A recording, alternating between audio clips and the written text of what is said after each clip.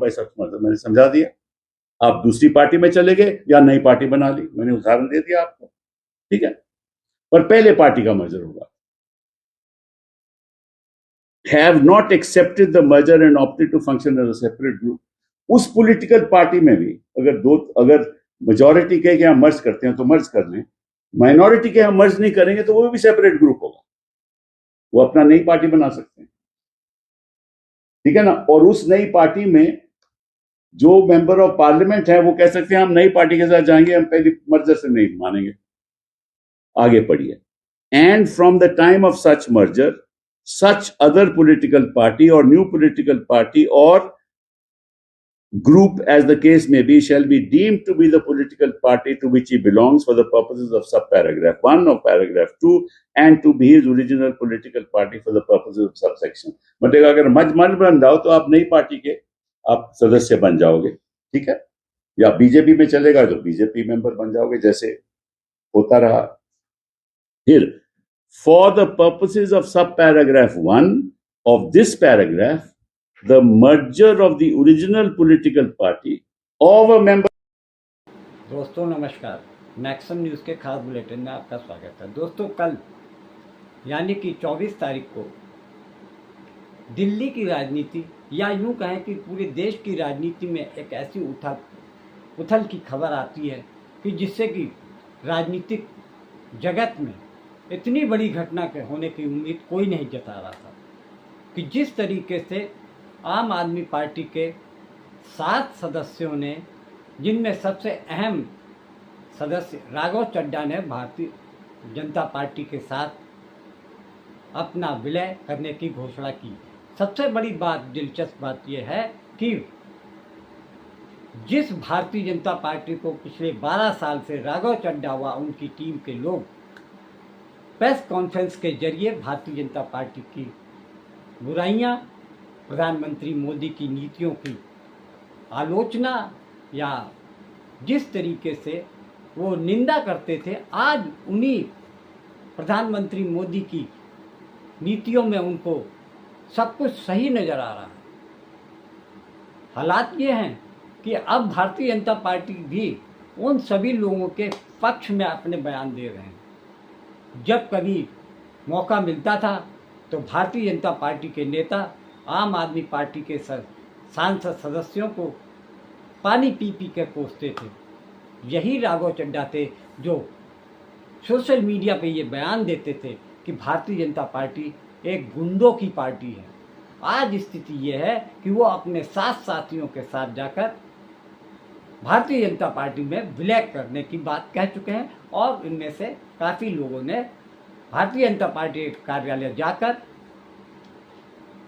भाजपा अध्यक्ष नितिन नवीन के साथ बैठक की, माल्यार्पण हुआ और लोगों ने एक दूसरे को मिठाई खिलाई। स्थिति ये है कि जहां दूसरी तरफ आम आदमी पार्टी इन सभी 7 राज्यसभा के सदस्यों को गद्दार की भाषा बता रहे हैं। उनका कहना है कि ये वो लोग हैं जो कि आम आदमी पार्टी के कंधे पर सवार होकर राज्यसभा के सामने खड़े हुए, राज्यसभा में इनको हमने सदस्य बनाया। आज यही भारतीय जनता पार्टी की अनीतियों को नीति कहते हुए उनमें उनकी तारीफ में जुटे पड़े।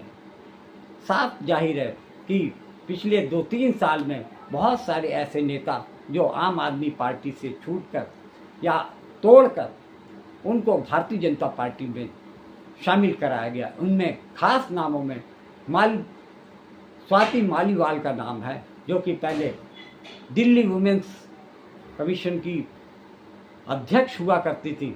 अचानक ऐसा क्या हुआ कि वो आम आदमी पार्टी से इतने ज़्यादा नाराज़ हो गई, उन्होंने तथाकथित रूप से ये भी आरोप लगाया कि उनको अरविंद केजरीवाल के घर में मारा पीटा गया।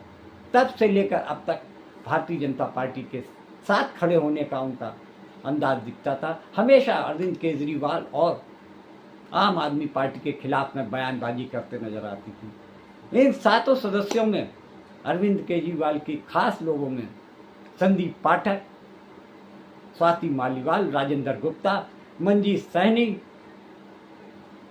और जिस तरीके से अशोक मित्तल ने दांव देते हुए भारतीय जनता पार्टी के दामन थामा है।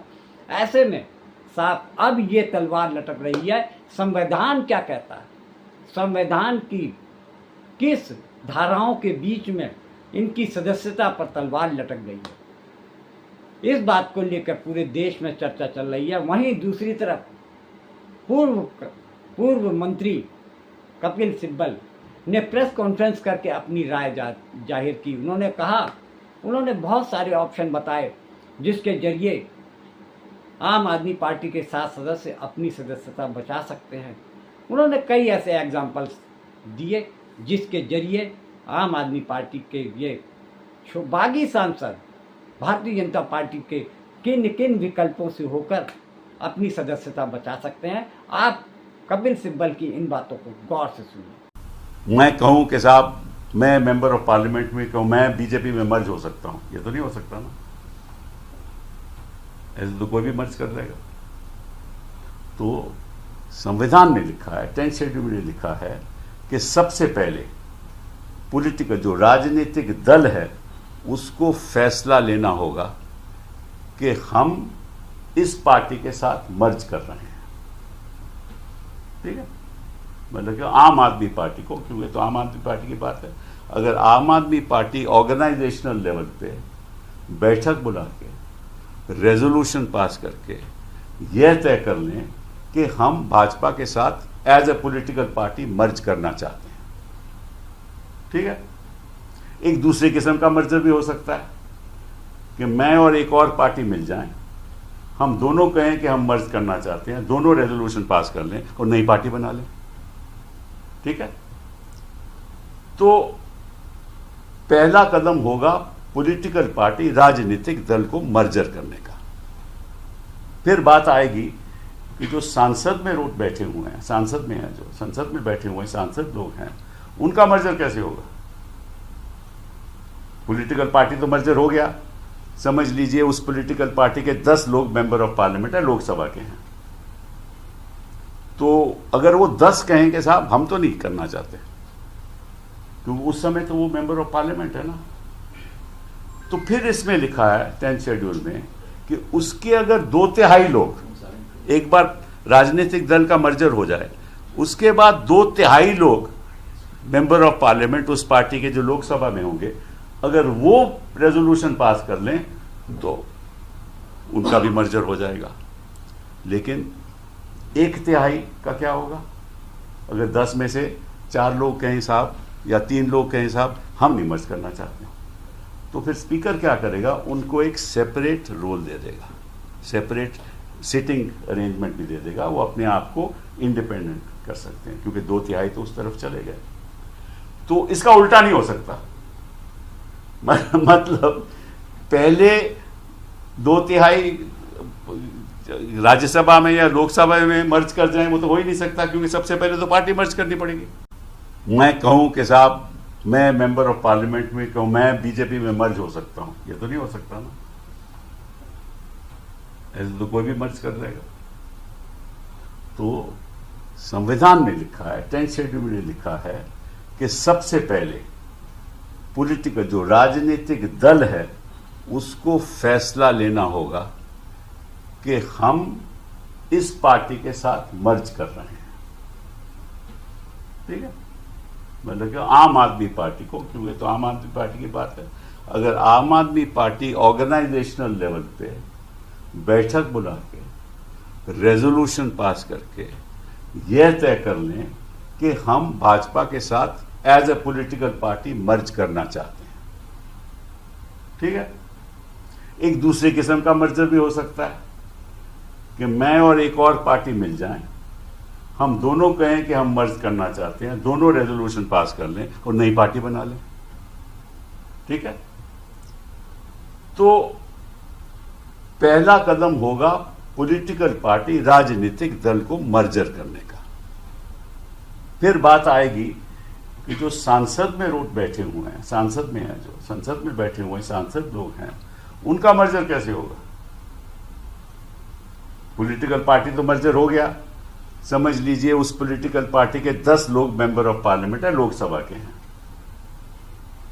तो अगर वो 10 कहें कि साहब हम तो नहीं करना चाहते, क्योंकि उस समय तो वो मेंबर ऑफ पार्लियामेंट है ना, तो फिर इसमें लिखा है 10th शेड्यूल में कि उसके अगर 2/3 लोग, एक बार राजनीतिक दल का मर्जर हो जाए उसके बाद 2/3 लोग मेंबर ऑफ पार्लियामेंट उस पार्टी के जो लोकसभा में होंगे, अगर वो रेजोल्यूशन पास कर लें तो उनका भी मर्जर हो जाएगा। लेकिन 1/3 का क्या होगा? अगर 10 में से 4 लोग कहें साहब या 3 लोग कहें साहब हम नहीं मर्ज करना चाहते, तो फिर स्पीकर क्या करेगा? उनको एक सेपरेट रोल दे देगा, सेपरेट सिटिंग अरेंजमेंट भी दे देगा, वो अपने आप को इंडिपेंडेंट कर सकते हैं, क्योंकि 2/3 तो उस तरफ चले गए। तो इसका उल्टा नहीं हो सकता।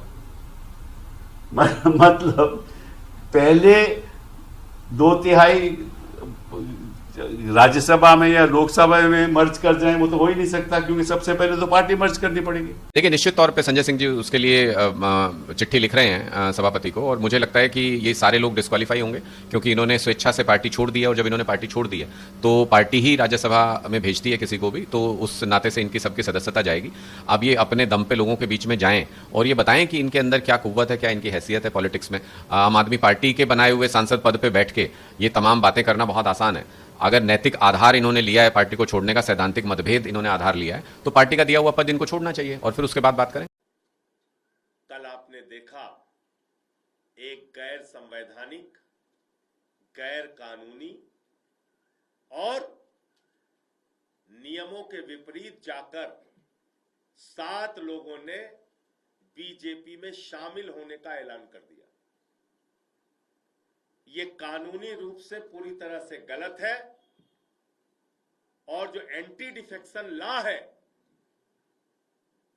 जो साफ तौर पे कहता है किसी भी प्रकार का स्प्लिट, ब्रेक अवे फैक्शन, किसी भी प्रकार की टूट असेंबली और राज्यसभा लोकसभा में नहीं हो सकती, उसको कोई वैधानिक मान्यता नहीं है। और ये शिवसेना के केस में भी साफ तौर पे सामने आ चुका है। ये 10वीं अनुसूची में 10th शेड्यूल में साफ तौर पे लिखा हुआ है, किसी भी प्रकार की टूट, वो चाहे भले ही 2/3 संख्या की हो, 7 की जगह 8 हो, उसको कोई वैधानिक मान्यता नहीं है, किसी भी प्रकार की वैधानिक मान्यता नहीं है। तो जो आम आदमी पार्टी के 7 राज्यसभा के सांसद टूटे हैं, ये गैर कानूनी है, गलत है, गैर संवैधानिक है और संसदीय नियमों के विपरीत है। इसलिए मैं आज चेयरमैन राज्यसभा को, उपराष्ट्रपति महोदय को इन सारे नियमों का हवाला देते हुए पत्र दूंगा कि इन 7 सदस्यों की, इन 7 राज्यसभा के सांसदों की सदस्यता पूरी तरीके से समाप्त की जाए, जिसमें से तो 3 लोग साफ तौर पे कल बीजेपी के दफ्तर में भी गए थे, राघव चड्ढा, संदीप पाठक और अशोक मित्तल, वो साफ तौर पे बीजेपी के दफ्तर में गए थे, जिनकी विजुअल और वीडियो सारी कुछ आपके पास है, फोटो वगैरह। और बाकी जो 4 लोगों को लेके दावा किया जा रहा है, उन सब के खिलाफ उनकी सदस्यता को समाप्त करने के लिए आज मैं राज्यसभा के